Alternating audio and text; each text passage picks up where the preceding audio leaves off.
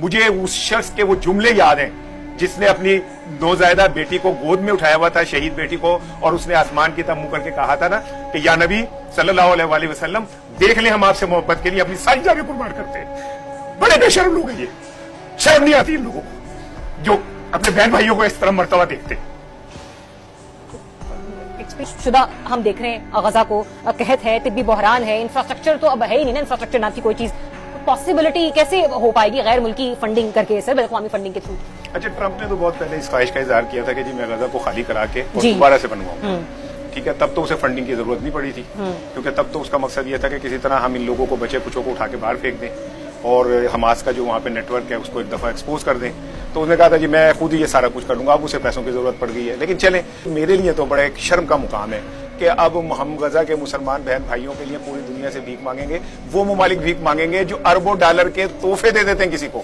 ہے کسی کو کتنے ملین ڈالر کا تھا سر وہ طیارہ جو ٹرمپ کو پیش کیا، 400 ملین ڈالر کا، یعنی وہ ممالک جو 20 30 بلین ڈالر کے صرف جگہ ٹیکس دیتے ہیں امریکہ کو، ٹھیک ہے نا، وہ اپنی سیکیورٹی کے نام پہ اور کسی کے نام پہ، اور جب وہ ٹرمپ یہ کہتا ہے کہ جو اس سعودی عرب کی بادشاہت ہے یہ تو 4 دن نہ رہے ہمارے بغیر، اور وہ بلیک میل کر کے وہاں سے $1 ٹریلین کے بزنس حاصل کرتا ہے، وہ ممالک کہہ رہے ہیں جی ہم نے دنیا سے پیسے اکٹھے کرنے۔ شرم نہیں آتی آپ لوگوں کو؟ اتنے پیسے تو آپ سالانہ حرم پہ خرچ دیتے ہو اپنے، جتنے پیسے تم دنیا سے بھیک مانگنے نکلے ہوئے ہو۔ مسلمانوں کو خیرت کرنی چاہیے، شرم کرنی چاہیے ان حکمرانوں کو،